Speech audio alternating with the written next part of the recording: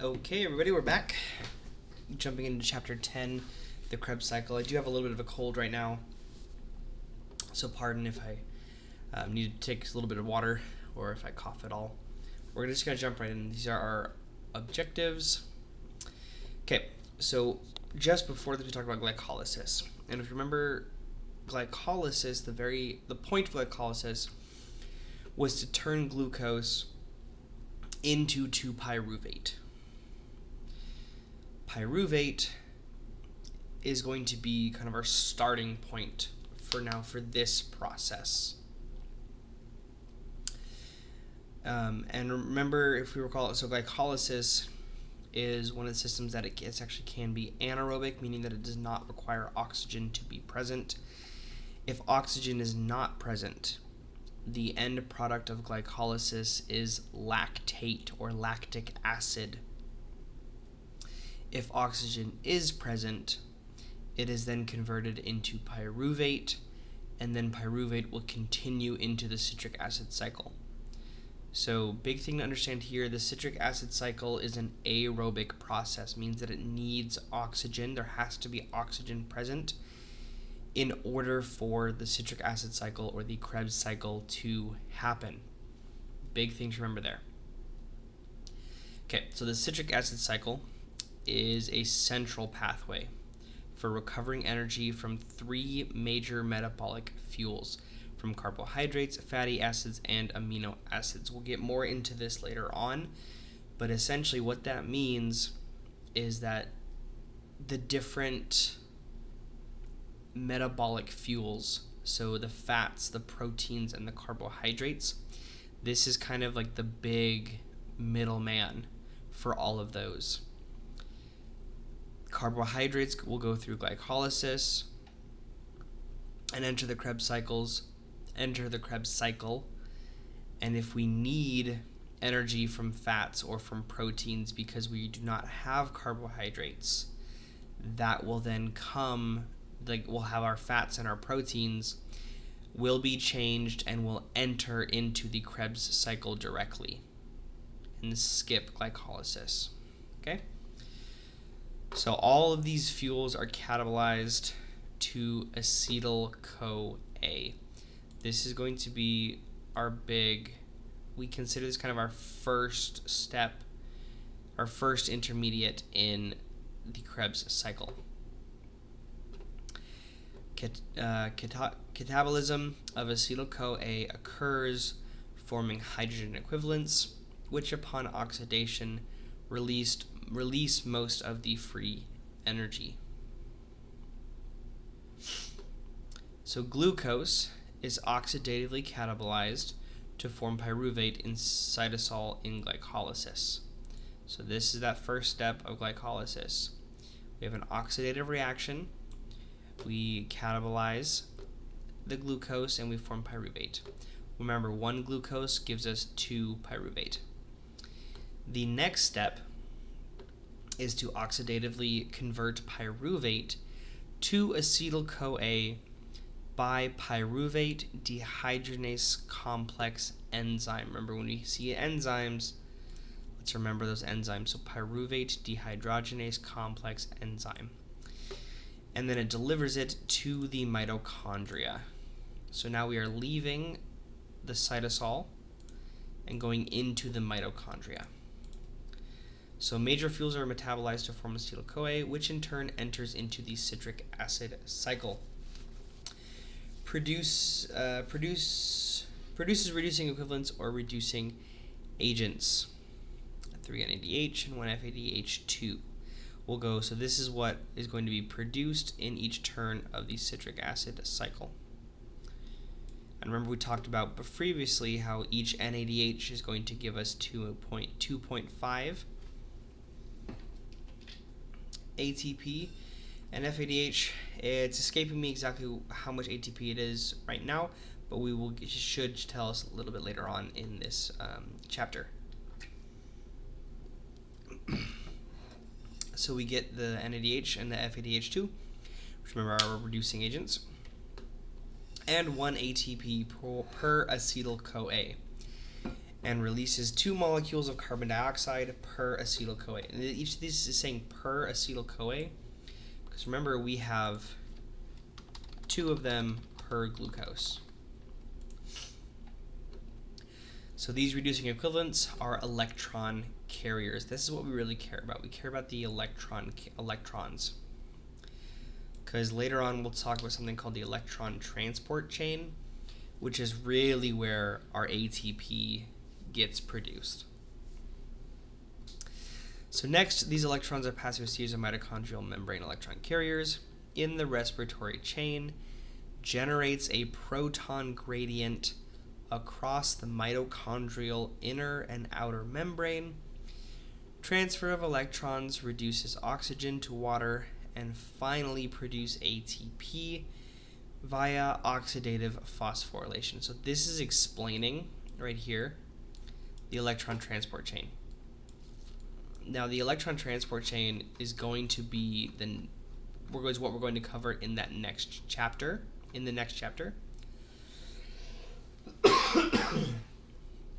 So don't worry too much about that right now. This is just a quick little introduction to it, letting us know, hey, this is what's coming up. This is what we're talking about. So in the following section, conversion of pyruvate to acetyl-CoA is discussed first, followed by the citric acid cycle reactions and its regulations. The diagram briefly outlines this process. Okay, so we can see glucose, fatty acids, and amino acids each have a path that they are going to be following.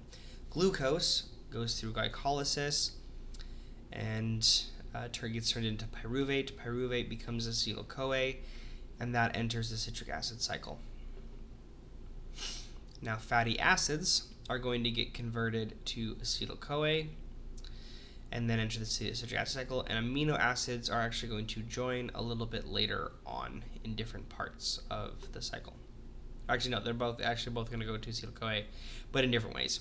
And we'll see, and they can also change to other intermediates, and we'll see exactly how that happens later on.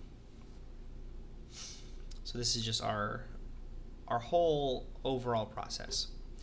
And if you don't recall right now, all of your steps of glycolysis, you need to make sure that you are reviewing each and every single one of these steps of glycolysis and the enzymes that they're going through, what kind of reactions they are, all that sort of stuff, because again, you're going to have a lot of questions pulled specifically from that.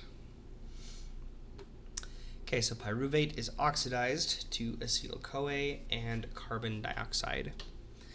So we have oxidative decarboxylation of pyruvate to acetyl-CoA, and it is irreversible and catalyzed by multi-enzyme complex, the pyruvate dehydrogenase complex, or PDC. Let's remember that. Pyruvate dehydrogenase complex, localized in the eukaryotic mitochondria, so our multicellular beings, it is found inside of the mitochondria. So remember, glycolysis happens in the cytosol, and then we are moving into the mitochondria for the Krebs cycle. PDC contains 3 enzymatic activities. Pyruvate dehydrogenase, dihydrolipoyl transacetylase, dihydrolipoyl dehydrogenase. Main one that we're going to talk about and really ask about is this one. But I would just try and recall, remember this first word especially, just to recall the different parts. Remember that there's 3 enzymatic activities. Remember roughly what they are. Excuse me. So PDC also uses 5 coenzymes. Thiamine pyrophosphate. Remember, thiamine is our B1. Flavin adenine dinucleotide. Flavin is going to be another one of our B vitamins. We have coenzyme A. nicotinamide adenine dinucleotide, or NAD+, and lipoate. You'll want to remember all of these. Maybe not the full names, but remember the abbreviations. So the mechanism of action of PDC: pyruvate dehydrogenase catalyzes decarboxylation of pyruvate, uses TPP, and forms acetyl group. Dihydrolipoyl transacetylase catalyzes transfer of the acetyl group to CoA SH, forming acetyl-CoA. Dihydrolipoyl dehydrogenase catalyzes regeneration of a disulfide form of lipoate, and electrons pass first to FAD, then to NAD+. The regulation of PDC. So this is a lot of kind of mumbo-jumbo sort of sounding terms. I would write this out more in a kind of a step-by-step process. So pyruvate with our pyruvate dehydrogenase plus our TPP gives an acetyl group. Then our DHPTA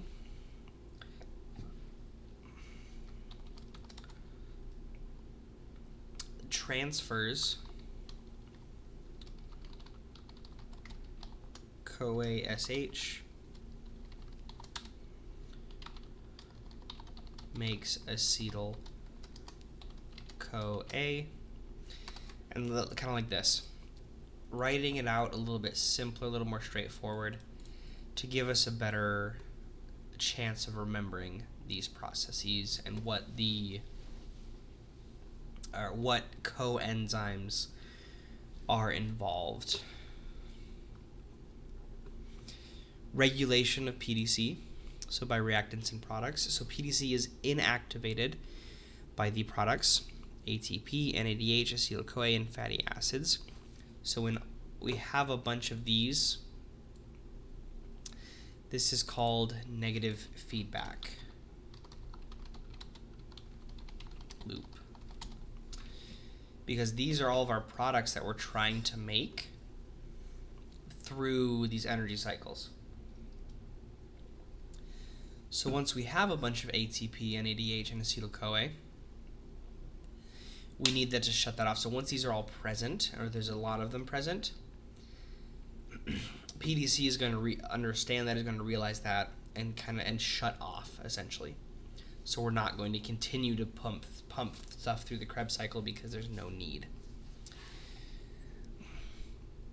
And now PDC is activated allosterically. If remember, we talk about allosterically. It means that it's due to binding or presence of something that is not on its specific binding site. So if around it we have pyruvate, AMP, NAD+, coenzyme ASH, and calcium, that's going to activate it, which again are precursors. So if we have a whole bunch of these, we're going to want to turn them into products. Also by covalent modification, phosphorylation of PDC by kinase enzyme inactivates it, and PDC is activated by dephosphorylation catalyzed by phosphatase. I would recommend making a little chart of these and study them. I remember that there are a handful of questions that get pulled from this, and remember that main idea overall, that if there's a lot of products there, it's going to get inactivated, and if there are a lot of potential reactants, it will typically get activated. So the citric acid cycle occurs in the mitochondria. That is a test question. Where does the citric acid cycle occur? In the mitochondria. Specifically, I haven't seen it yet in this, but let me pull it up real quick.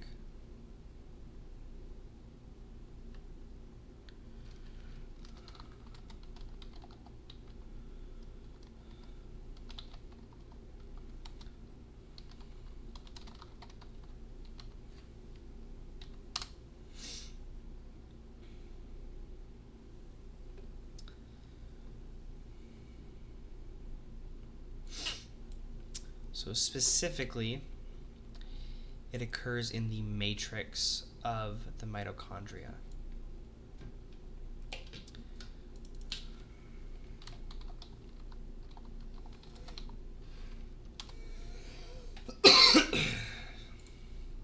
So if we look at our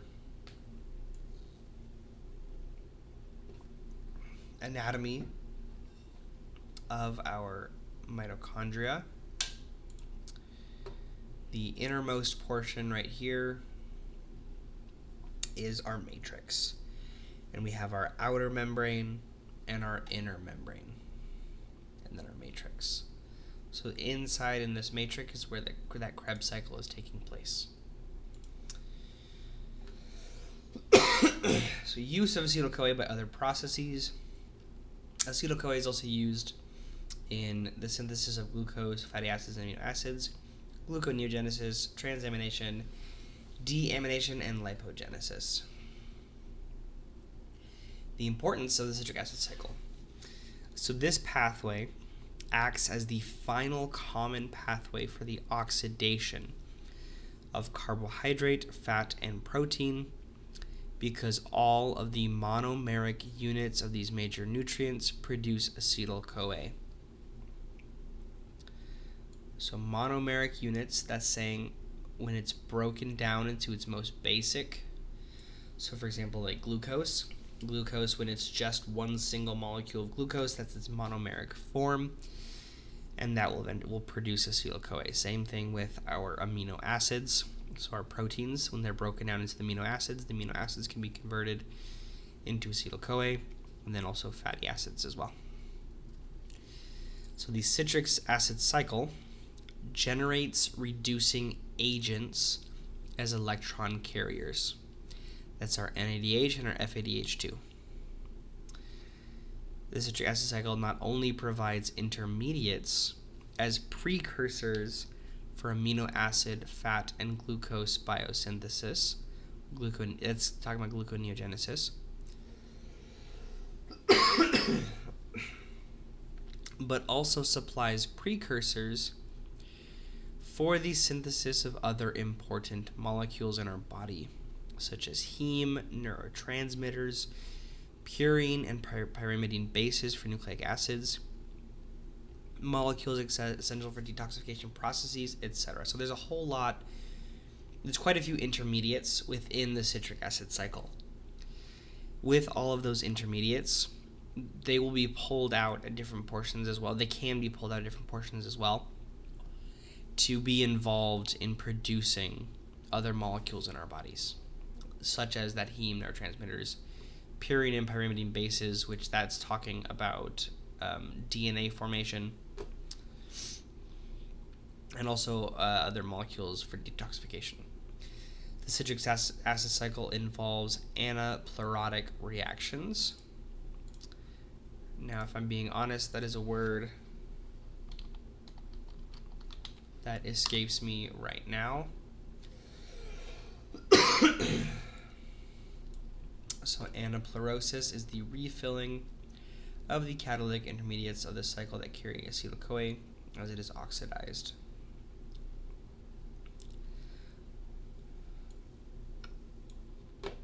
Just refilling of the intermediates of the cycle.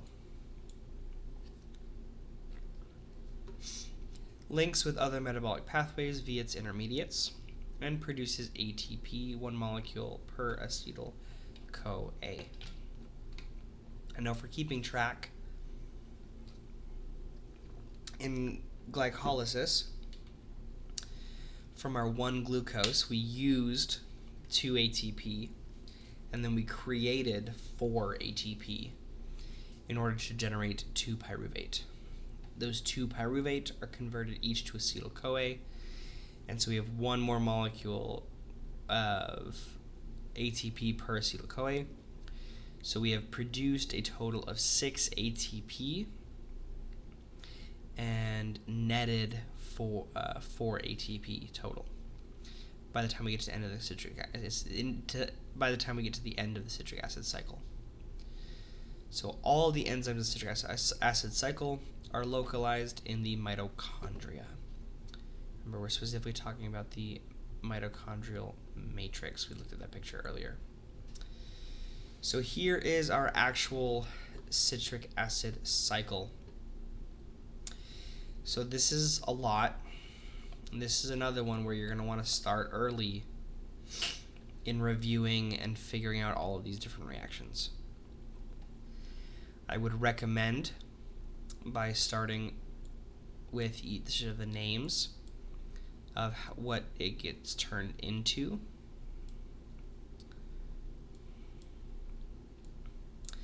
Let me real quick pull up, there's a mnemonic that I have saved in my board reviews.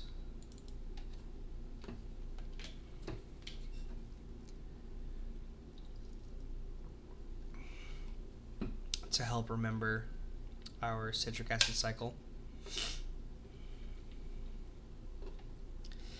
But yeah, so I would start with the names. Then you also need to know the enzymes, all the enzymes involved. You need to know what type of reaction each of those are. And you also need to know which steps produce NADH, as well as which steps produce FADH, and which step produces that ATP. There it is right there. And it technically forms GTP, but GTP, ATP are essentially the same thing.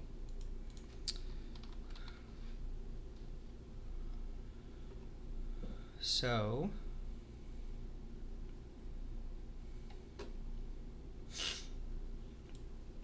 here are our reactions, or how we remember. So the mnemonic for the substrates in the Krebs cycle is couples cuddle insanely often after special sex for marriage obligations. Okay? We have citrate to cis and conatate, isocitrate, oxalosuccinate, alpha-ketoglutarate, succinyl-CoA, succinate, fumarate, malate, and oxaloacetate. We also have the NADH locations are I am the most important, at the I, the A, and the M. Meaning that isocitrate to oxalosuccinate produces NADH, alpha-ketoglutarate to succinyl-CoA produces NADH, succinyl-CoA to the succinate we get GTP, succinate to fumarate we get an FADH2, and malate to oxaloacetate we get NADH. So again, there's a lot all kind of packed into here, okay? Another thing you'll want to remember, the regulatory enzymes. These are the 3 regulatory enzymes: citrate synthase, isocitrate dehydrogenase, and our alpha-ketoglutarate dehydrogenase complex. Like I said, these, unfortunately, it's a lot of memorization. You can even see this is what I did to help myself learn a lot of this, was drawing it out repeatedly over and over and over and over and over again. Really is the best way to help you learn this process and force yourself to actively recall this into that entire process.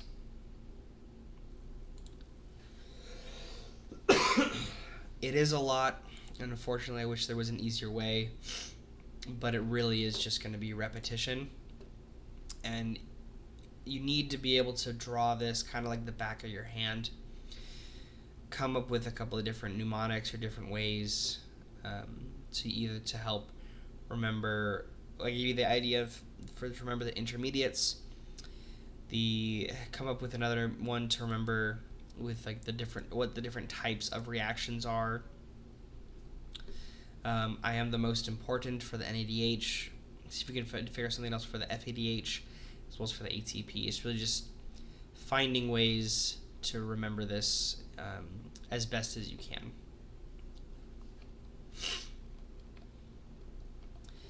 Okay, and so the rest, or a lot of the rest of this chapter, is going step by step over each of these steps of this reaction. Now, I'm not going to go over every single one of these because, first of all, there's a lot of steps, so we'd be here for a while. But more importantly, I want you each to go through and read these yourself.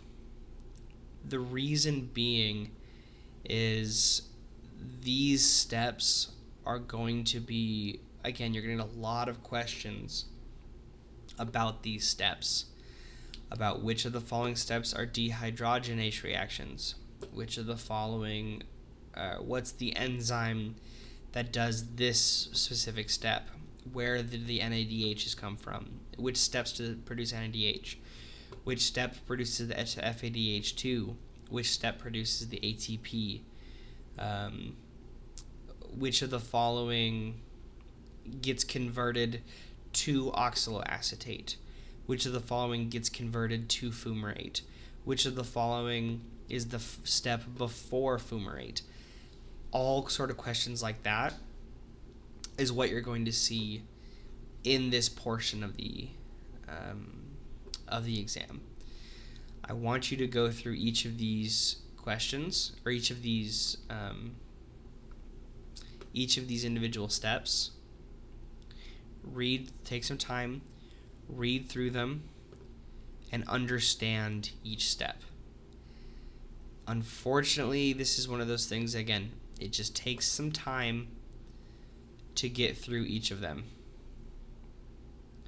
I'm going to show each one on the screen so that way if you don't have the book, you can pause at each portion and read through it. I think that it's not going to benefit you as much if I read those all to you as it would be to go through it yourself. Okay.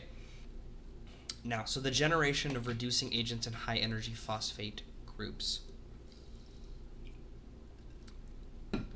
So the dehydrogenase enzymes catalyze reactions, produce NADH or FADH2 as reducing equivalent. NADH is generated by isocitrate dehydrogenase, alpha-ketoglutarate dehydrogenase, and malate dehydrogenase enzymes. See a connection?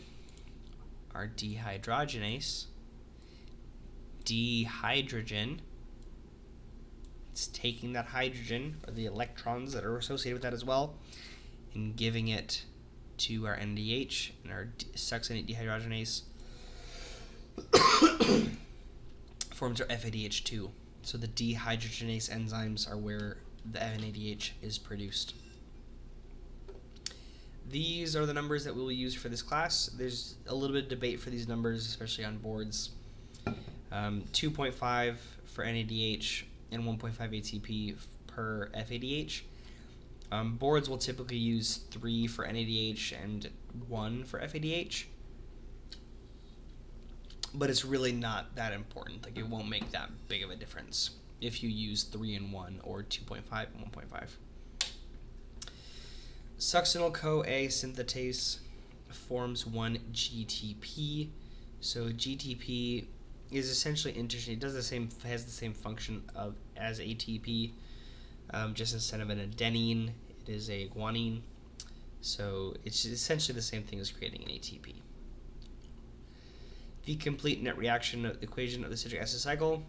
This is everything that goes in and everything that comes out. This is a beautiful little chart going through how much ATP and everything is formed. After all of that, counting our NADH, FADH, we'll get anywhere from 30 to 32 net ATP through the whole process once everything is said and done. That is a good number to remember. Regulation of the citric acid cycle. The rate regulating enzymes of the citric acid cycle are citrate synthase, isocitrate dehydrogenase, and alpha-ketoglutarate dehydrogenase. We mentioned that a minute ago. Anytime that there's a rate regulating enzyme, there will be questions about those. So one of these will be on a test question, I promise, if not all three. So the reactions catalyzed by the above mentioned enzymes are irreversible and highly exergonic.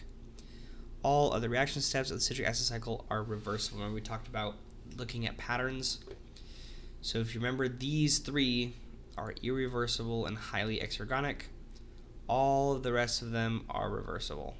So just remember that these three are irreversible and highly exergonic.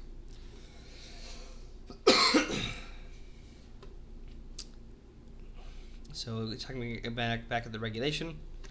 So substrate availability. If we have acetyl-CoA, if we have oxaloacetate, if we have NAD+, or this is the concentration. If we have a lot of NADH, we're not going to continue to produce NADH because we have a lot of it. If there's high NADH, it'll be inactive. The Krebs cycle will be inactive. If there's low concentration of NADH and high concentration of NAD+, it will activate. Product inhibition. Citrate competes with oxaloacetate. Succinyl-CoA and NADH inhibit alpha-ketoglutarate dehydrogenase. So this is kind of going over like the different products. Like if there's enough of this these intermediates, then we're going to have an inhibiting of the alpha-ketoglutarate dehydrogenase. There's competitive feedback inhibition as well as allosteric regulation.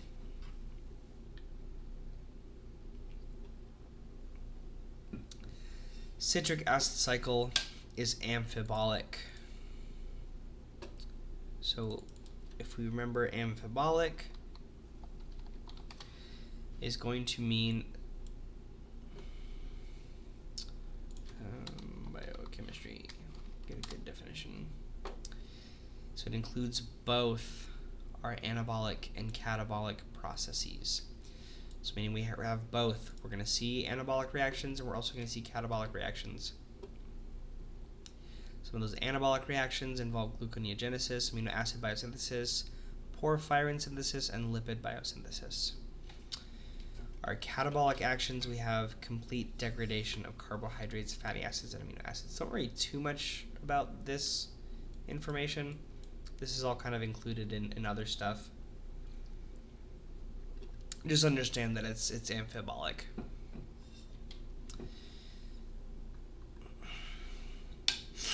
Okay, so the role of the citric acid cycle in anabolism. The citric acid cycle plays a crucial role in metabolism. I think this is supposed to be metabolism. I think that's just the wrong word. So it's a crucial role in metabolism. The intermediates are used and taken up by various other pathways to synthesize various important biomolecules.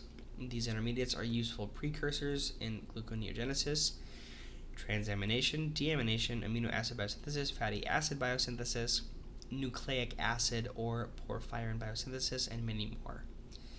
The following diagram describes how these intermediates are converted to major molecules and also replenished by anaplerotic ways to keep the constant concentrations of all the intermediates of the citric acid cycle. This again is another chart, another graph that you're going to want to be fairly familiar with as well.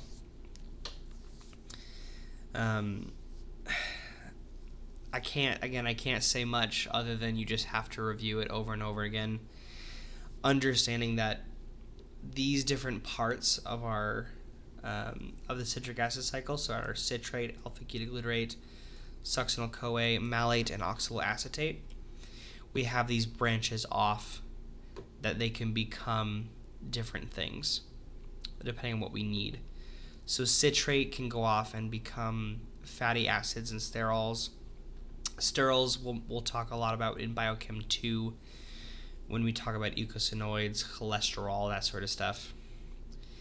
Alpha-ketoglutarate can become glutamate, which can then be also changed to different glutamine, proline, arginine, different amino acids, as well as to purines. Succinyl-CoA can become our porphyrins and also our heme protein. Our pyruvate can also enter in here to malate. Oxaloacetate is the biggest one. I would recommend, if you have to guess one of our answer choices, I would guess oxaloacetate. 9 times out of 10, that's more likely to be the correct answer, is oxaloacetate. But try and spend a little bit of time following through these pathways to see where things go. And again, like if you can remember, oxaloacetate, AAP. Or it can also go to phosphoenol pyruvate, which can end up going back to glucose. And then it can continue to do citric acid cycle. So it's this whole, it can go back to glucose and then do glycolysis again, or it can go off into a different part of the body if it needs to. And that's the portion associated with gluconeogenesis. Okay, spend a little bit of time just kind of reviewing this. Again, I would recommend drawing it out a couple of times. You'll want to just understand like citrate, know the general concepts. You will get asked a couple specific questions on this, but I mean, you either learn the whole process or learn it generally and hope you get that 1 or 2 questions right.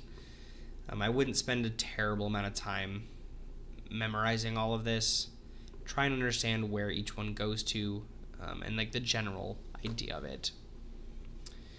Okay, so the energy of oxidation in citric acid cycle is efficiently conserved. So it's via the production of the NADH, FADH2, and ATP or GTP.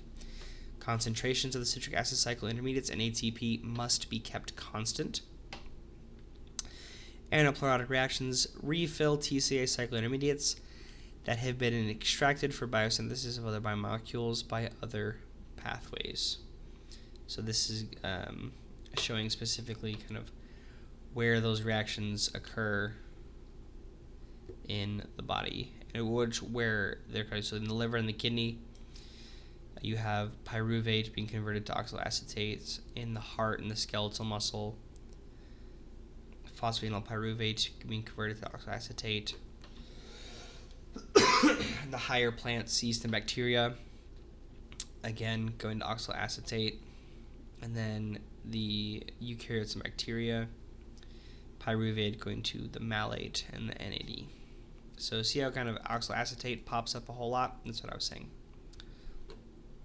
You will have a question or two talking about yeast and fermentation.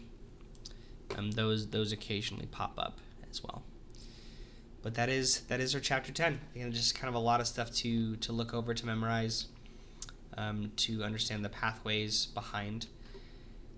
Hopefully this helps get you guys a good jump start on that, and really just take some time to write out this process kind of over and over and over and over and over again, focusing on those things that I talked about, the intermediates themselves, the enzymes, the types of reactions, and then where our most important things are, where our NADH is formed, our FADH, and where our ATP is formed. Okay, good luck studying, and have a great day.